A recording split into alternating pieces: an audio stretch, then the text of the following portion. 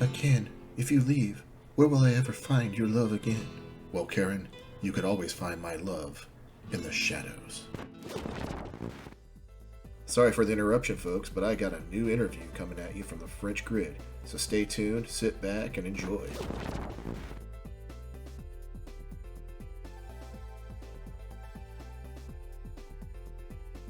Hello, today on All Ones, I have the French line developer for Shadowrun. Would you like to introduce yourself? Yes. Hi. So my name is Ghislain Bonnotte. I'm actually the line developers for the French version of Shadowrun. So that is the sixth edition and Shadowrun Anarchy, both available in French. So that's my a part of my job. I'm also doing other things within Black Book Edition, the publisher of the French version of Shadowrun. What else? And as a line developer, I oversees the publishing of all things French around Shadowrun, but I also make some work into editorial work because, as we'll discuss maybe later on, we do a lot of extra things in the French version, and I work on other lines for Black Book Edition. Maybe prior to work on as a line developer, my first work for Shadowrun actually was writing for Shadows of Europe. I was part of the team, French team, that proposed the France chapter of Shadows of Europe. I was more involved in the funny things in Brittany, and then I started to work on the translation as a translator. Then also proofing and all that kind of thing within translation of RPGs, and also a bit of Earthdawn, but very shortly. I'm a huge fan of Earthdawn myself. So, and also my first RPG as a role player was Shadowrun in 1990, 1 year after the publishing of the first edition of Shadowrun, when the French version was published. So, could you tell us a little bit more about how you got into role-playing games? In high school, a friend of mine just we already had some kind of games like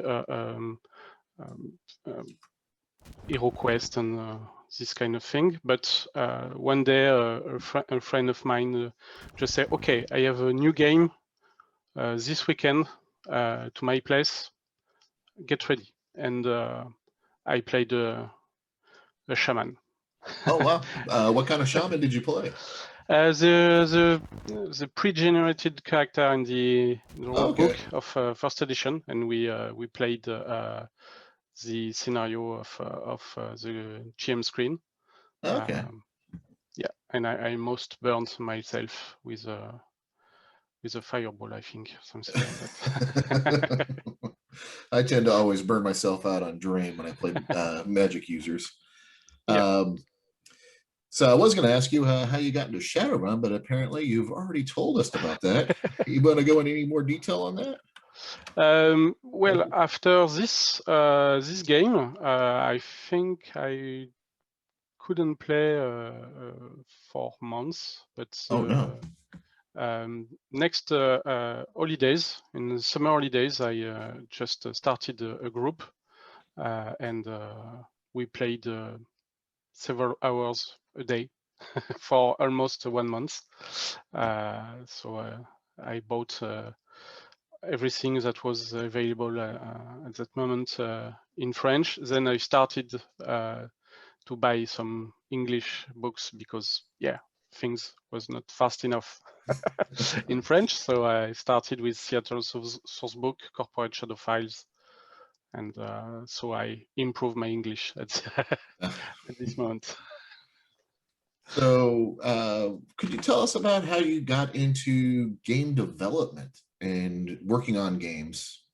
Yeah, my first contact. So we were a group on forums, shadow forums for naming that, because it was a big thing at the time. We were talking a lot. We were playing also. We were making some small cons in our clubs and so on. So sometimes we were dozens playing a whole weekend and so on. And we started to talk about with some people to talk about working on an update of France. France was published by there was a source book called France already published, but for some editorial reason published after a change in editorial direction in US, so it was not considered as canon. So so we start to discuss to write some fun source book on an updated France that would be canon in respect the current canon, and there was some similar talks in I think it was Dumbshock forums with Signer, who would become a line developer of Shadowrun, and a big group of people from several European countries started to build up a project of Shadows of Europe. It was a Euro sourcebook at the time, and it was noisy enough that the I think Rob Boyle at the time said, "Okay, we'll start a project for a European sourcebook. We'll make a call to proposal, and you will have your chance." And the rest is history, because Shadows of Europe was this project with a lot of work after that, because we were all fans, not writers, but okay.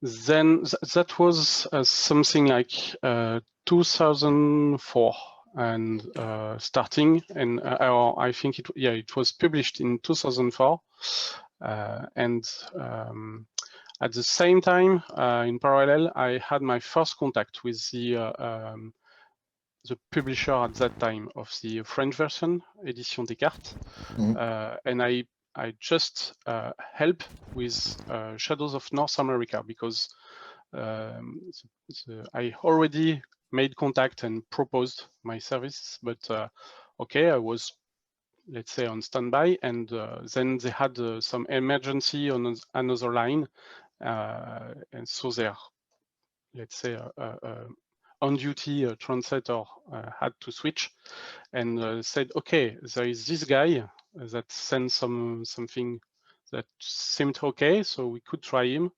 not to be too late on Shadows of North America." So and this was my first translation, but then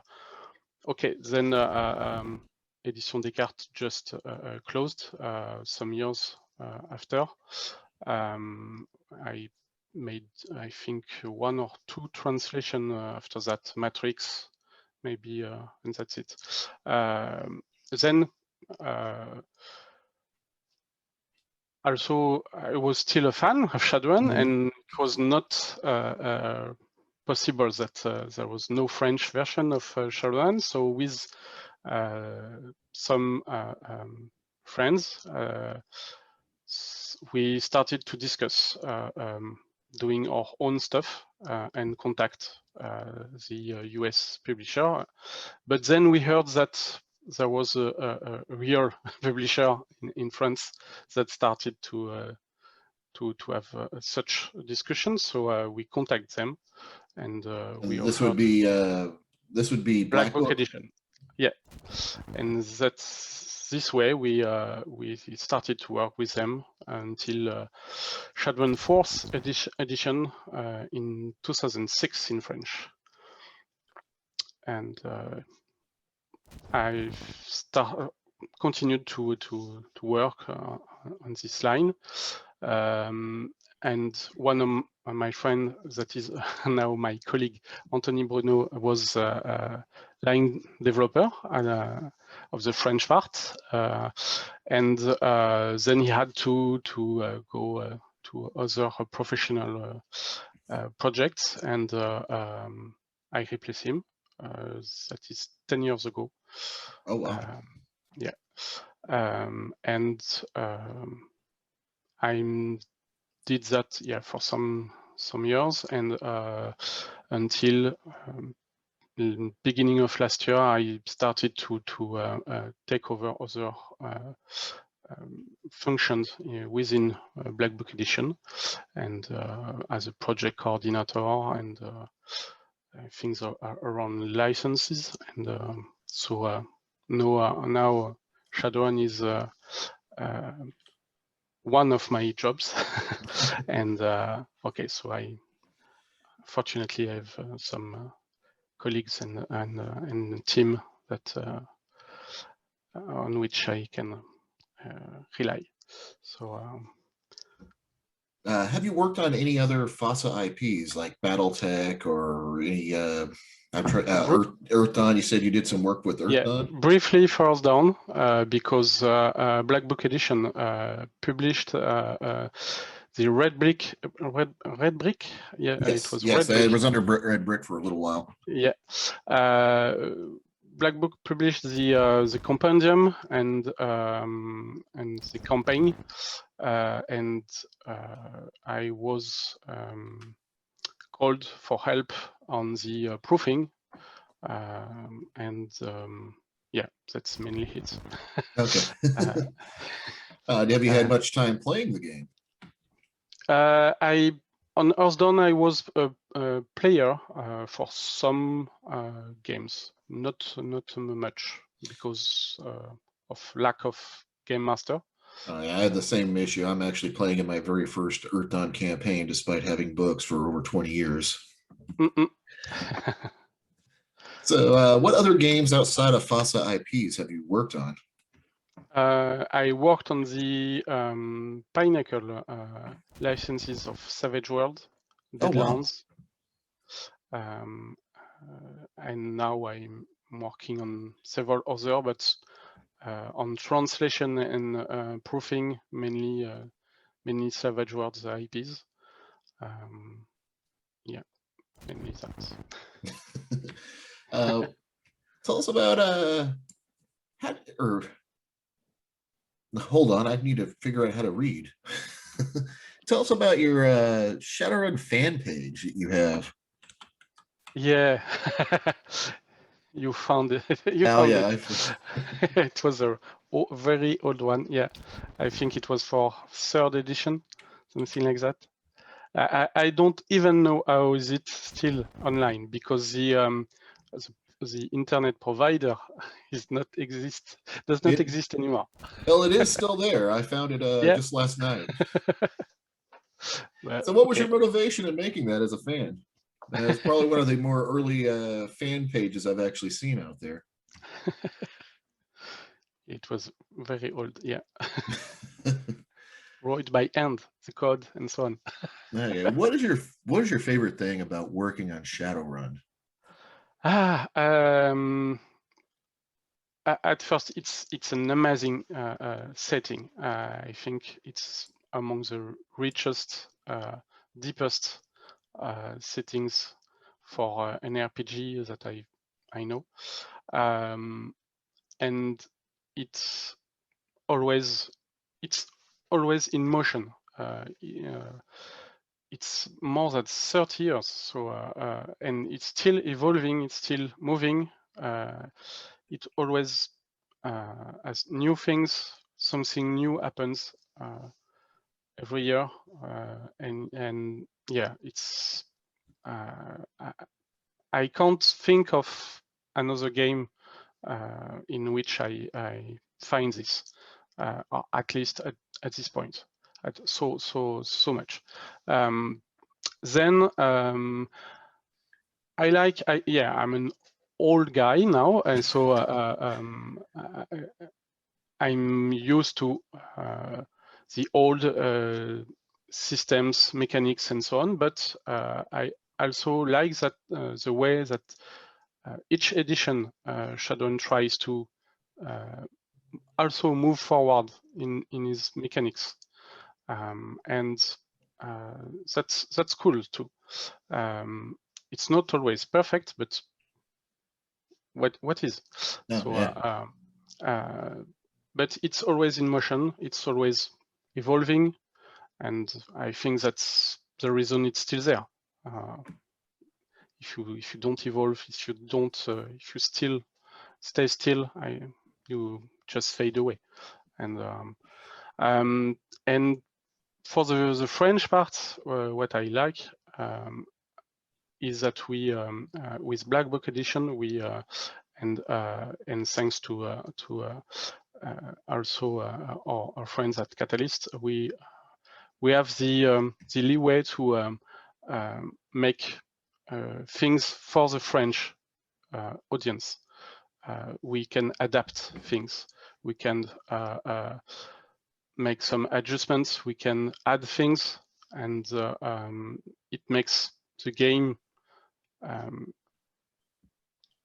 tuned for our market, our people, and the French gamer. Could you tell us a little bit about the differences and the changes that you have made in Shadowrun for the French audience? Let's talk about anarchy. In France, the Shadowrun 5th edition was seen as too crunchy for many role players. There was still, let's say, an old guard of Shadowrun players, but also some people stayed in 4th edition, and many we saw that the game had a potential for a new audience that were just intimidated by the reputation of the system. When we saw that Catalyst published Anarchy, we saw the opportunity to use it as a way to show the setting to new audiences, and it worked wonder. So what we did is we expanded about the part of the because anarchy in English doesn't, let's say, cover everything in Shadowrun, especially matrix and rigging. Rigging is not there, from what I remember. So we decided to add it, to introduce matrix, to introduce rigging.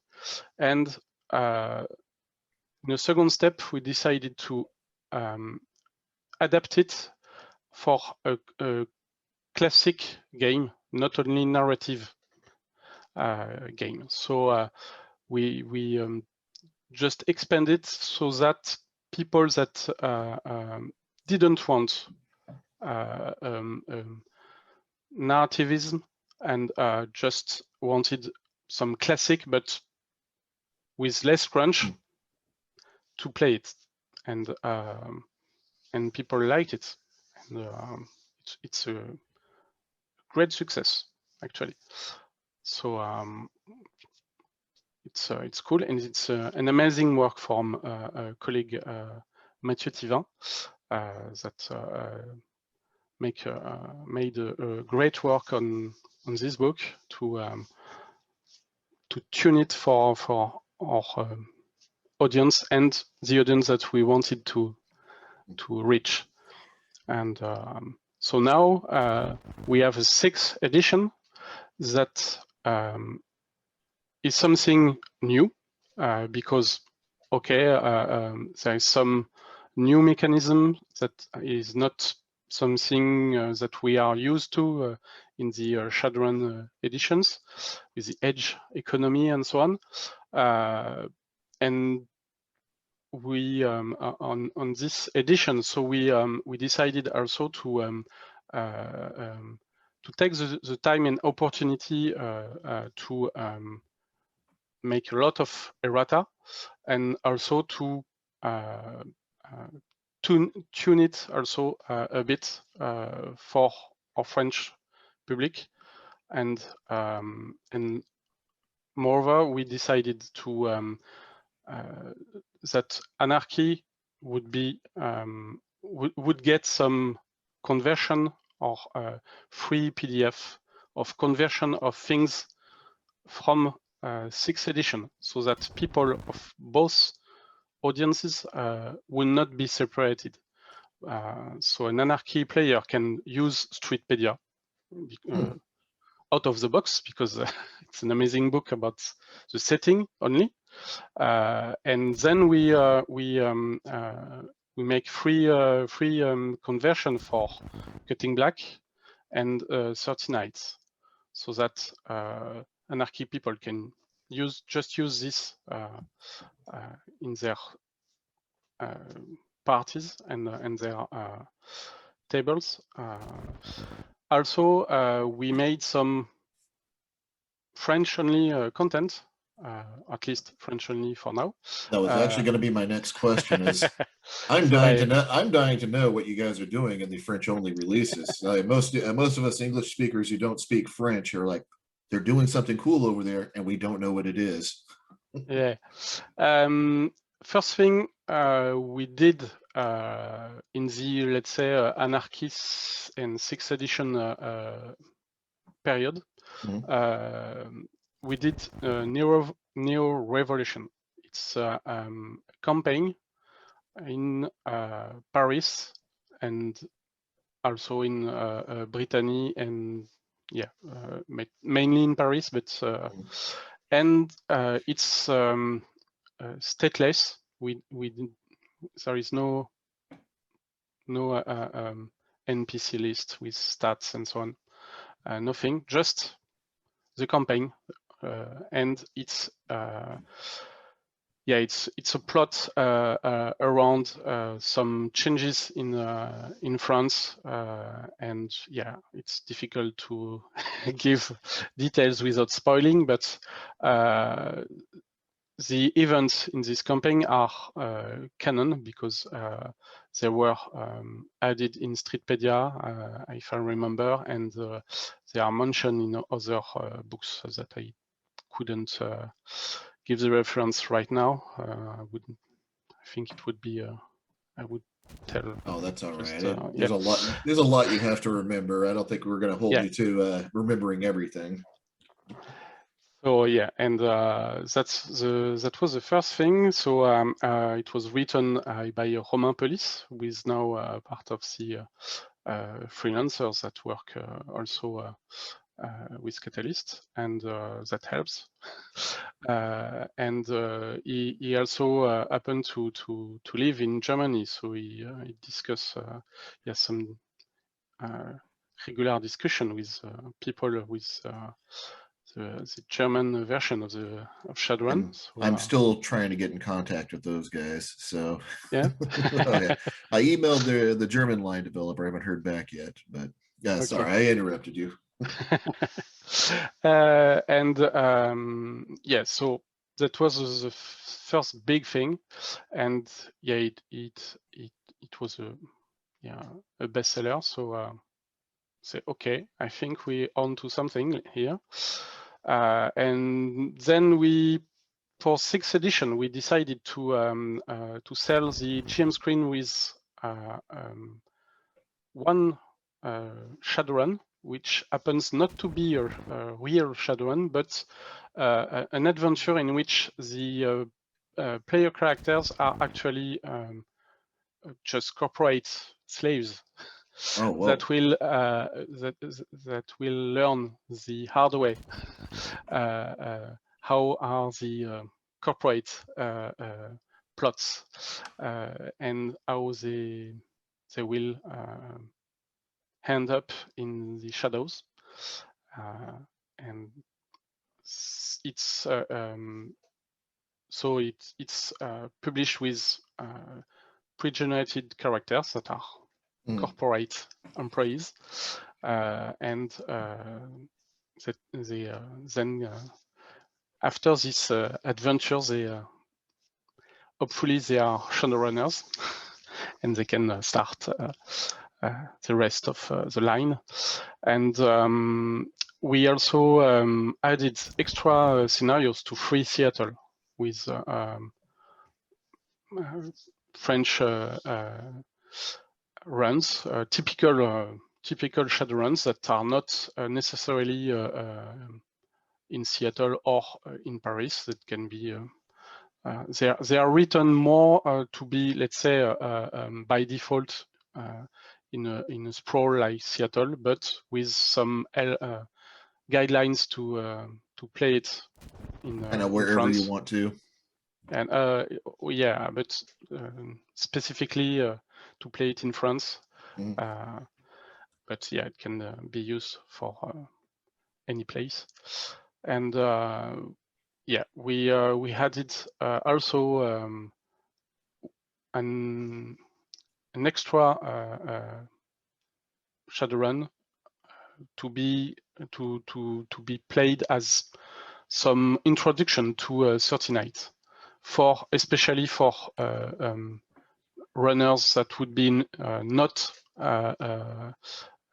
in Toronto, and so especially if they are from Paris and so on, but it can be adapted from Seattle for any place. And it's yeah, Shadowrun that will bring them into the 30 Nights.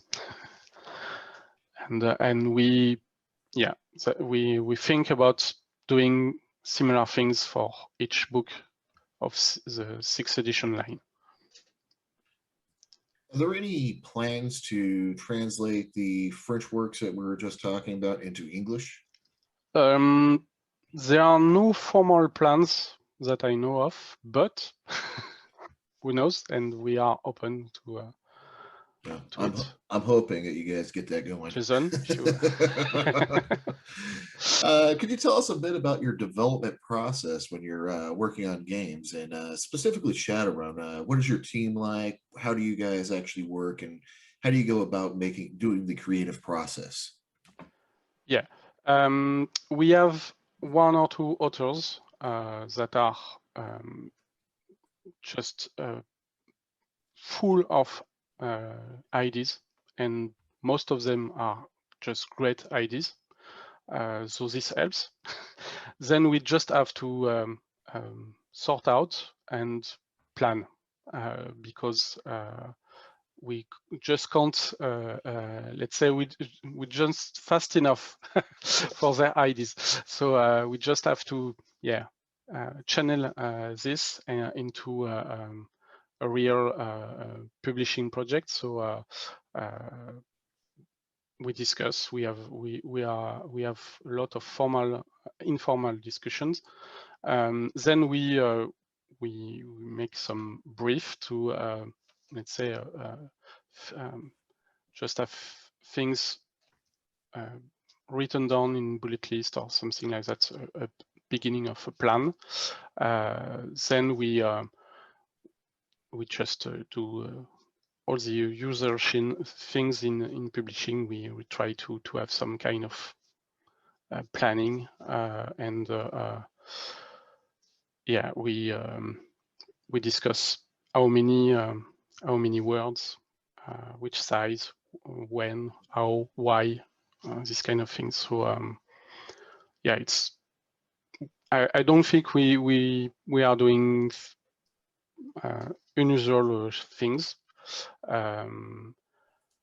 Mainly we do them by Visio and just chat because we are all spread in Europe.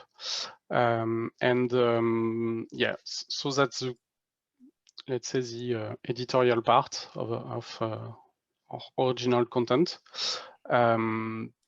Then we have the let's say the translation part, and for this path we always add an extra let's say an extra process to just pick up everything that might be an issue or potential errata, and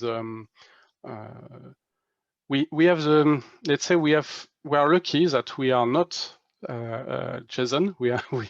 We don't publish the original game, so we have an extra time, and we have a translation we often say a translation is an extra mandatory path of editing and of the game. We to understand what was the intention and so on. We must have acknowledge of the text and so on. So we by design and translator that also knows the game will find always things that are either inconsistent or could be improved, or and so on.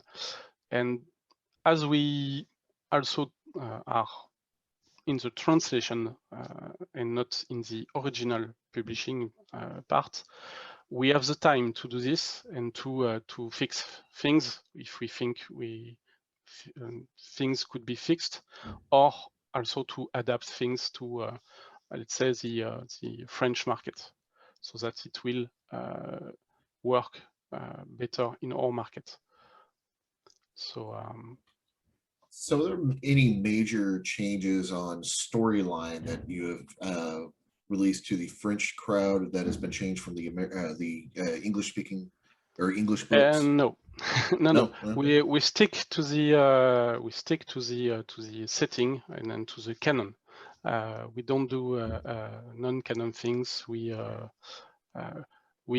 even if we write and publish scenarios and so on, that okay, what happens is in these scenarios are just like at your table. It's not something that may impact the canon, but we don't let's say contradict everything that is published for the setting. So yeah, the French Shadowrun world is the same as the English one. You can add to it, but you can't change it, kind of thing. Yeah, we had to it, but in a way that doesn't contradict. We had details, let's say, on short descriptions that exist in English. We just add things. For Nero Revolution, we did more than that, because okay, we added things. We we advanced the timeline in France in a way that is usable or easily ignored, I think, by the English line. So it's okay if Catalyst needs or wants to have more details on this region. There is some material and some details, some points are already in the English line. Yeah, so it's just a matter of details and level of details. Okay. How big is your development team? Actually, very modest, because we have two people that are one is an author, so it's Romain Pellis, and another one is also, let's say, a rules consultant, which is Mathieu Thivin,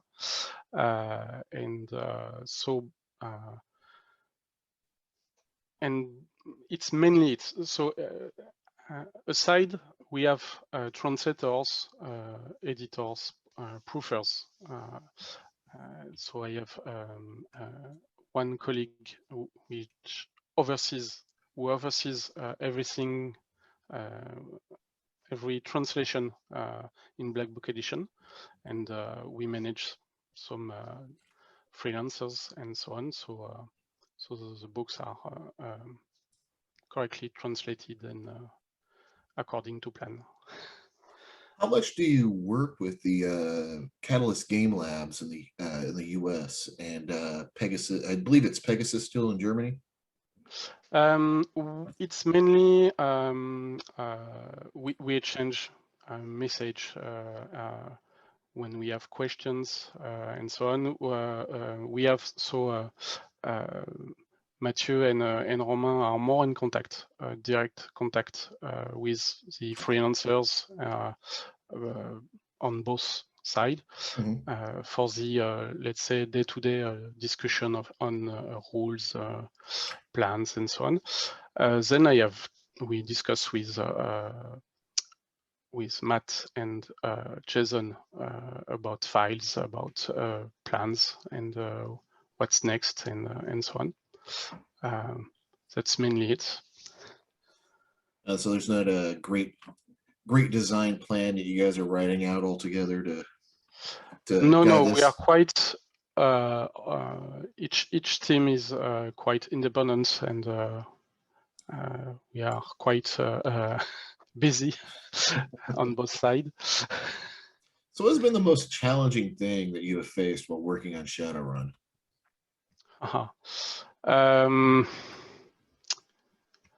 It's a difficult one. I think the most difficult is the end of an edition, when because by design we are late, and so we often can't complete an edition. We can't publish everything that is published in English. Because the English market is so much bigger than the French one, so we can't have the same pace, and we start with a delay. So when a new edition is announced in English, we know that we'll have difficult choice to make, and not everybody will be happy with our decisions, and that's I think the hardest part of the work. Oh yeah, I've come across that just doing interviews. You can't satisfy everybody. I think it will ring a bell for any French viewer of this interview when I say that no Rigor sourcebook was ever translated in French. Oh no. Yeah. That's my main. We'll make archetype. the best to do it for the 6th edition. Yeah, that's my main archetype. I'd be like, no. Yeah. How do you think you've shaped the legacy of Shadowrun itself for the future, and how people will see it in the future? Yeah, I think, I will repeat myself, but I think the Shadowrun is something that is evolving always. It's always in motion, so I think in the future that will be the something that will be always, I think, visible. Today, when you look at the past of Shadowrun, you see how each period of time has its own plot, has its own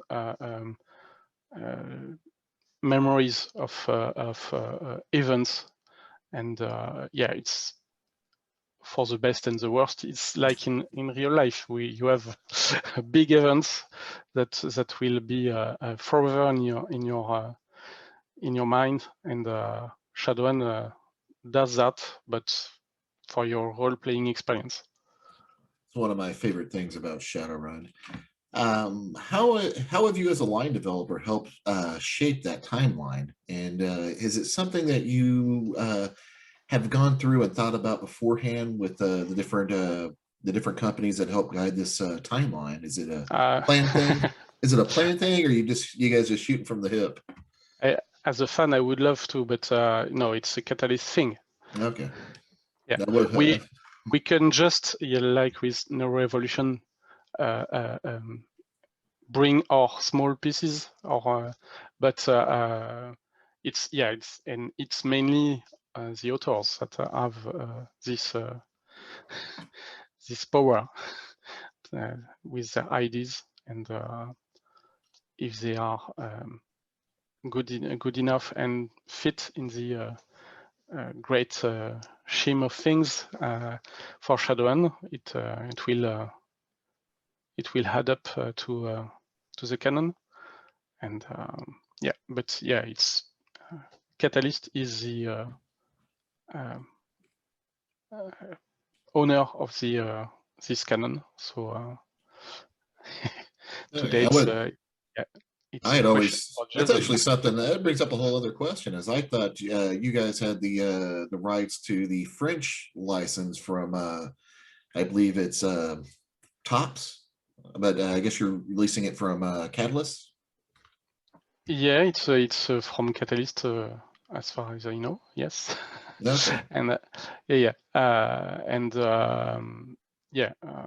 and so we are quite free to do things with the game, because I think we do great things, and it's good for the game, and so Catalyst sees it's good for them, and for so.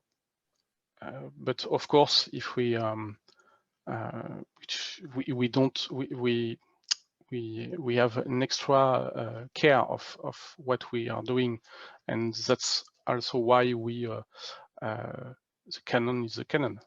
We don't want to mess with it, because we want to bring Shadowrun to the French people and not doing something different.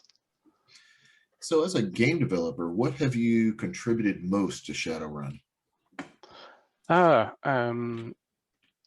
was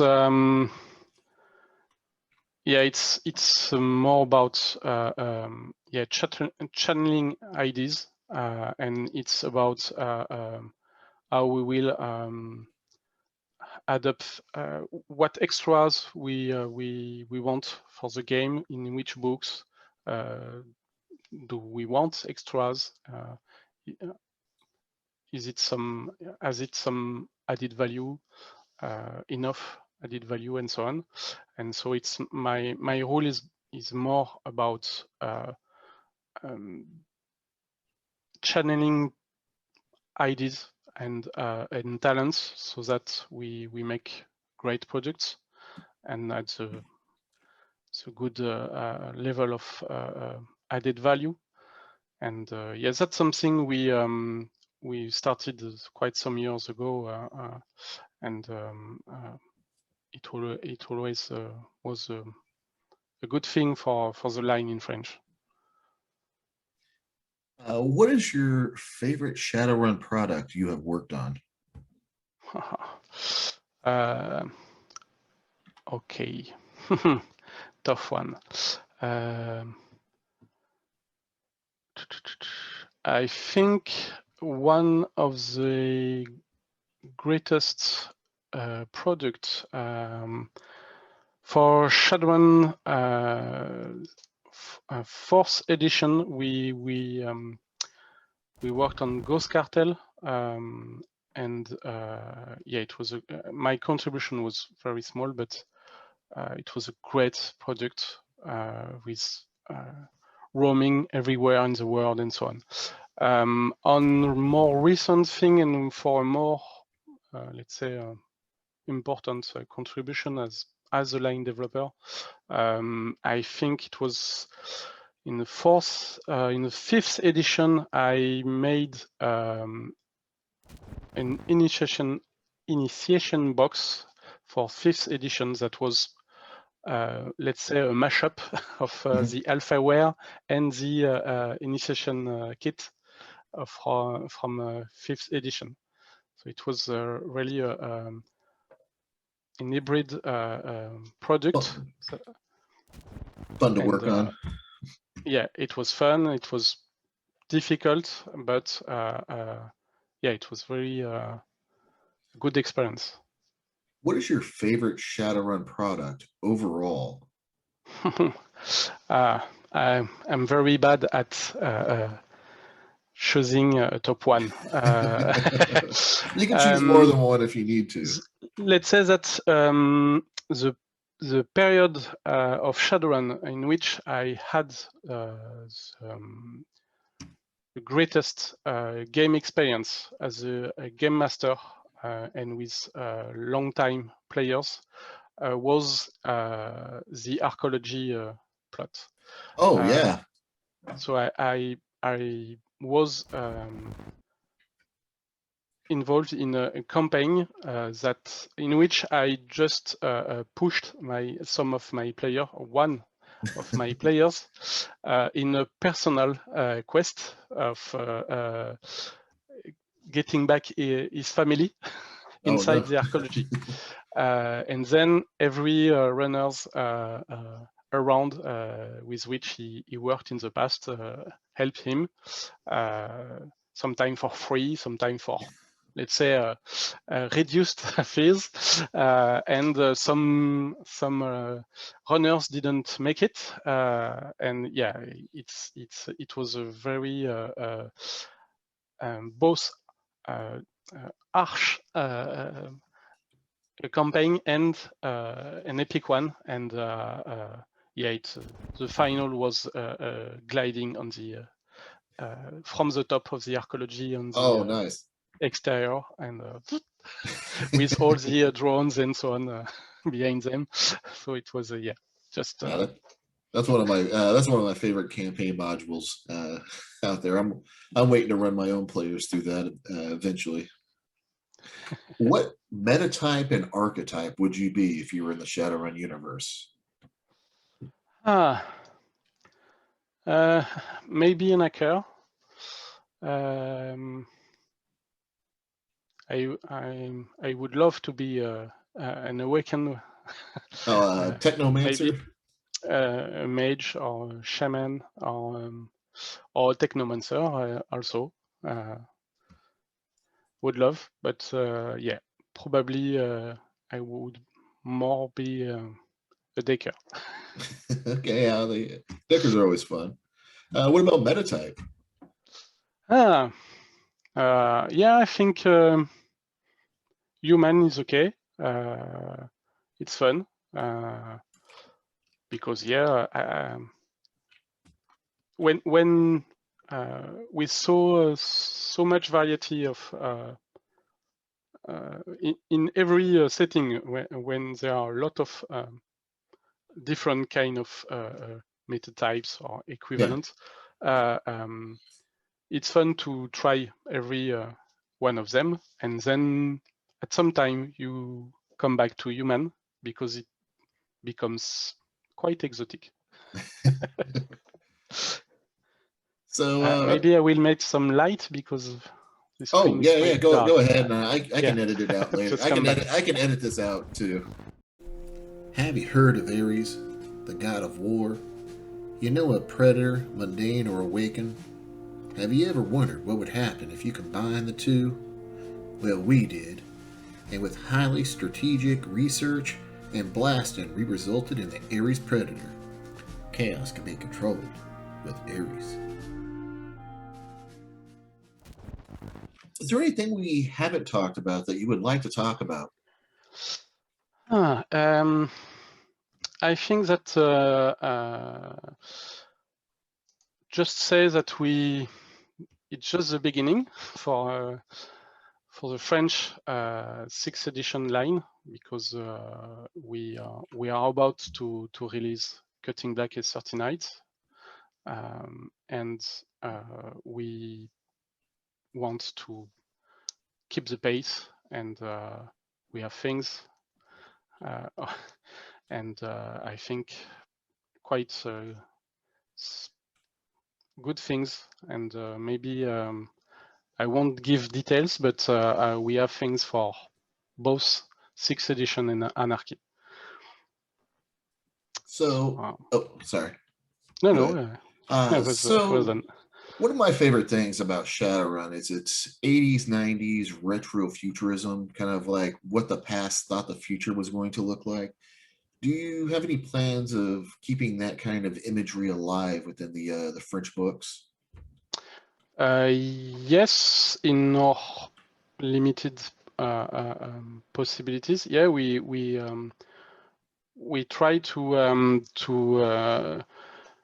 stay aware of the need of keeping. For instance, when we publish missions, we are quite vigilant about all the tropes of Shadowrun, and both the both let's say current of it, being more oak and the other one. I don't even need to tell it, but yeah, we it's a balanced thing, and also we try to have some high stakes, even if they are local. We don't always save the world. We mostly don't, but on the street, everything is difficult and should. And the work of Shadowrunners is about what are you willing to do to live another day, or to improve your living, your skills, and so on. What are you willing to pay? What are you willing to give away in exchange for that? And that's something that I think is at the heart of Shadowrun. And whatever the style of campaign, if you are Heartless snipers or no anarchist and hooders, there's always a price. There are always consequences, and that's Shadowrun is a world of consequences, and quite most often than not difficult and harsh ones. So it's fun also, but there's always something like that in the background, and that's something we try to keep. I think you've explained that pretty well. Of kind of what were you giving up? What are you going to give up morally wise, and what are you going to stand by in a questionable world that you need to survive in? It's something I never actually thought about, but that is totally a really good concept and what Shadowrun is about. Yeah. How does the styling of Shadowrun differ in France versus English releases? I think that the first thing is that an English book of Shadowrun is different in the hands of a French player than in an American player, just because we don't live in the same place, so we don't see the content from the same place, and so we. That's why I asked the question. Yeah. So we have a lot of, let's say, ideas about the life in America, which is not a thing because life is different depending where you are in America, and like it is different depending where you are in France. And things that a lot of players in France don't like to play in Paris, in Shadowrun Paris, because it's not exotic. Yeah, fair enough. They know the place, they don't feel this exotic or fiction thing. So it's like viewing a movie taking place in near their place. It's even if there is Tom Cruise in it, it's not the same. But yeah, so we have some ideas about Seattle, about things. In my first years of playing Chadron, it was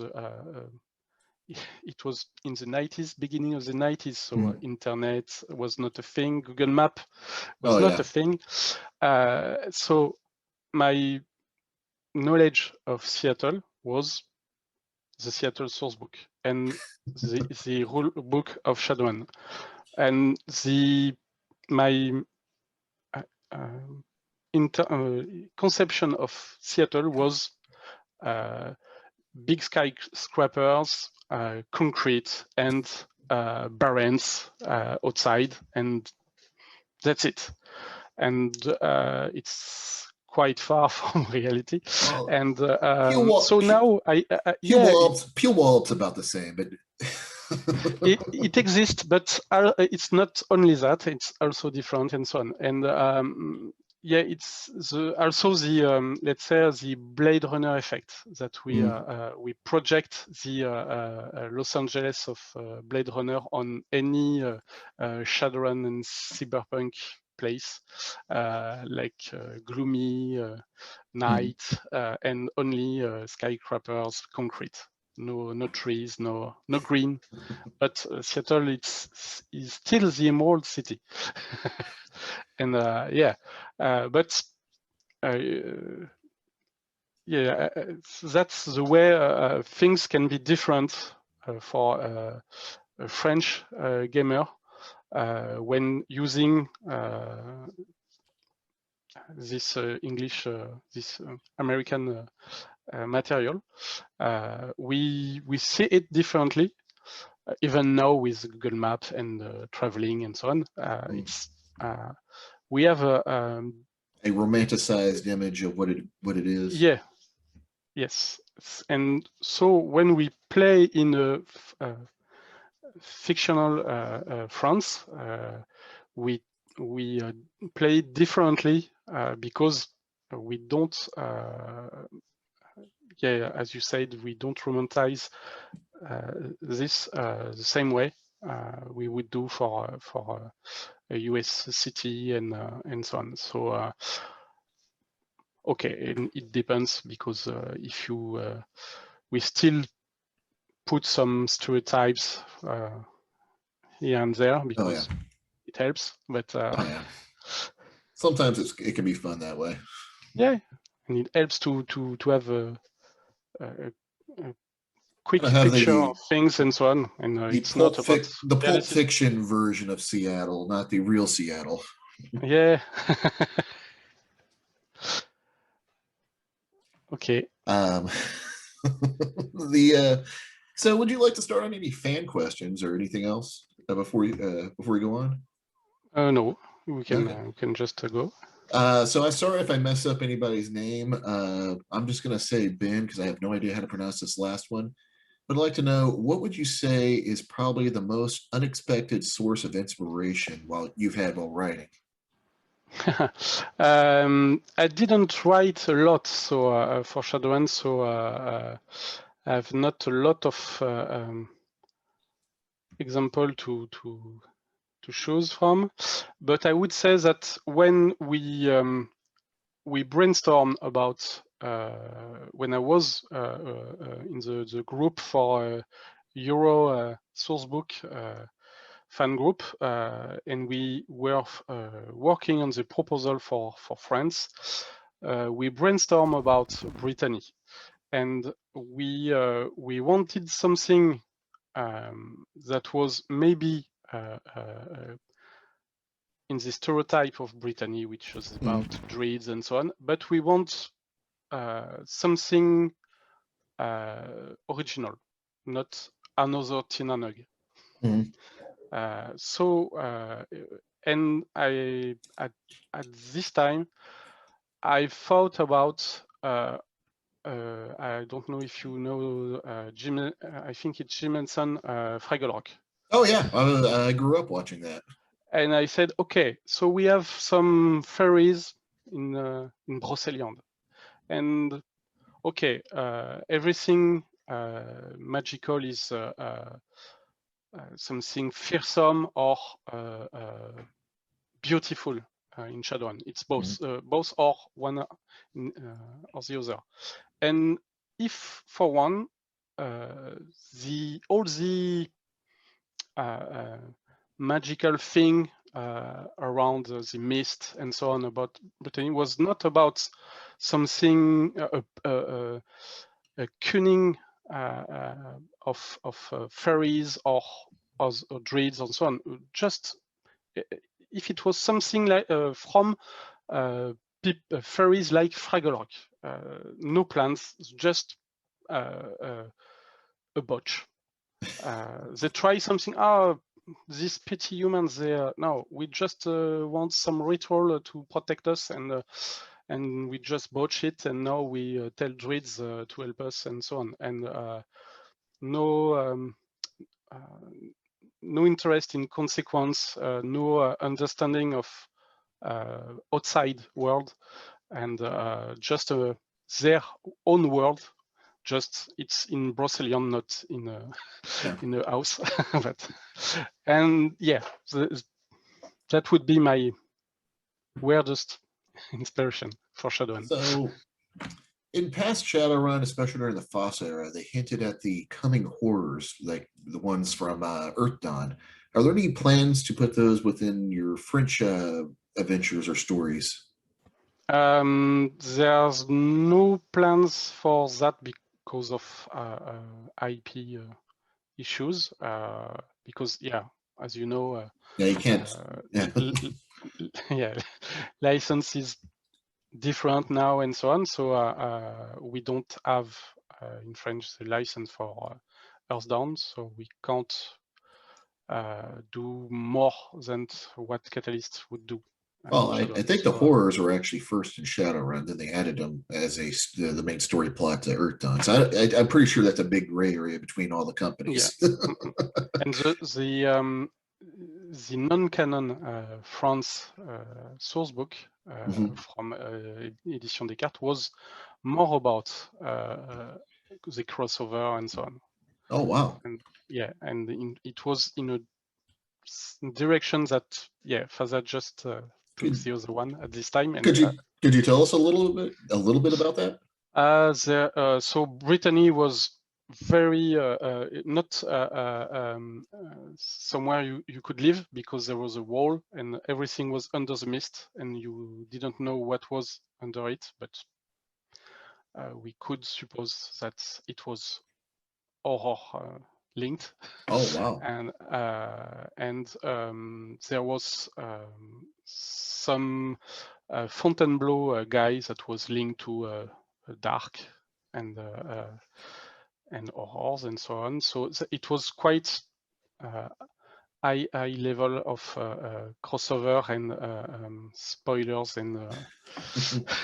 I heard it was the ID, the basic ID, when the authors of this time discussed with I think Faza, but then things change in Faza and saw the editorial direction. But okay, the book was almost done in French, so the publisher decided to just publish it, but it was not canon.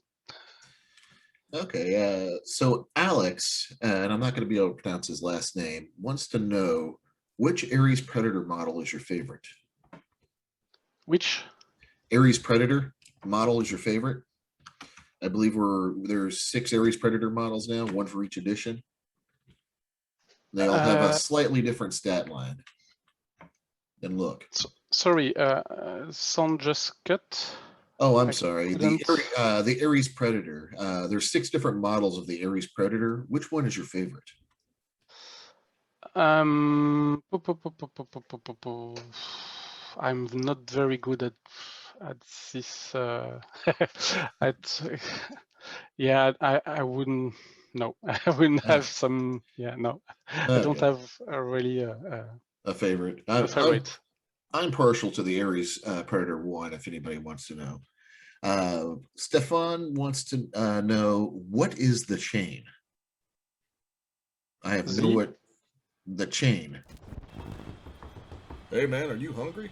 Yeah, but where are we gonna find something to eat so early in the mornings? Stuffer Shacks. That's right, Stuffer Shack. Best place to stuff your shack. Open 24/7 and located on any street corner where extra legal activity is found. As Technologies and its subsidiaries cannot be held legally responsible for any accidental death or explosive diarrhea while patroning Stuffer Shack. Okay. So the chain. What is a chain? Okay. Okay. It was on the French group. I think they just wanted to know where do you broadcast the interview. Okay. Yeah, I will be posting this in both the French Shadowrun book and the Shadowrun Facebook group and the Shadowrunners Union, which is the English group, and I also put it on my my YouTube channel all once. So hopefully he sees this in time because it's going to air. It'll first air on my YouTube channel. Yeah. That was a translation. Translation mistake on my part. I thought that was a organization on one of the French releases that we didn't get in the U.S. Okay. When he also asked, when will you translate Anarchy supplements? You talked a little bit about that. So there is mainly a book about Chicago. If I don't make a mistake, and it's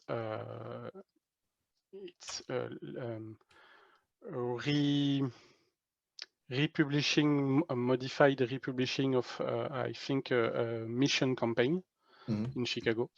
For now, we don't plan to publish it, but we have other things in our plans. We have one French book around anarchy, dedicated to anarchy, in our plan. It's a bit early to tell more, but we're on it. And mostly we look at each Catalyst new book, and if it makes sense, we will publish it. Anarchy, but until then, we support Anarchy by making the 6th edition content usable for Anarchy.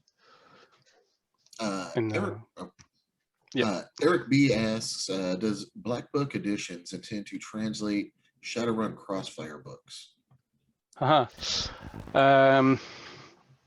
It's not planned currently because Crossfire didn't sell well in French. So for now, we don't have plans to continue on it. So what have you always wanted to implement into Shadowrun but have never had a chance to do so?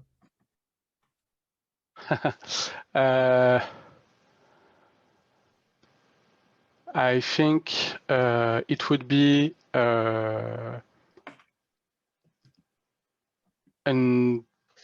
an engine of dice engine that will use only a limited number of dice to play, fully compatible with whatever edition I'm playing at the moment, and it's totally Something kind of like the World of Darkness system, where they had it's a max apocryphal, number. but apocryphal. But yeah, I'm not so fond of ton loads of dice to roll. Let's say that 10, 12 is okay, and more it becomes less fun, or maybe I'm too old now to read the small dice. With 5th edition, I've enjoyed using digital dice rollers instead of actual handfuls of dice. Yeah. I tried many things, but yeah, I just wanted to anytime I just take some time to think about a way to have rolls using a handful of dice. There's a new edition coming, and and then I look into it and say okay, and just forget about. Okay, is there one last thing? I think I've covered all my questions pretty quickly. I think this is the quickest interview I've actually done. So I feel kind of feel bad. Is there anything else that you would like to add? Not no, nothing. Nothing. No. Just play Shadowrun. It's the best game ever. And don't listen Don't listen if someone says it's too crunchy. There's anarchy. And don't listen if someone says it's too much narrative. There is 6th edition, and if you don't like six-sided dice, well, read the setting and make your own system and enjoy. Actually, I've thought of one more question. Who has influenced you the most as a game developer? A Shadowrun game developer. Just game developer in general. I'm not so much into reading about other game developers. I read a lot of games, but not much about. But for the influence on my work or on my way of doing things in my work, you mean? I mean, who in general? They don't have to be a games developer. Who has just kind of pushed you to do better as a game developer? It doesn't have to be somebody that's in the. Almost every other game developers. I'm not so overconfident in my own skills and talents. So I look everyone else and try to not to shame them. Okay, well, especially I try to make honor to the English Shadowrun game and other license we develop. But okay, well, I want to thank you for being on All Ones. It was quite a pleasure. Thank you. You're welcome. That's it for today, and as I head back to the Seattle grid, I want to say farewell to all my chummers underneath the Silicon skies.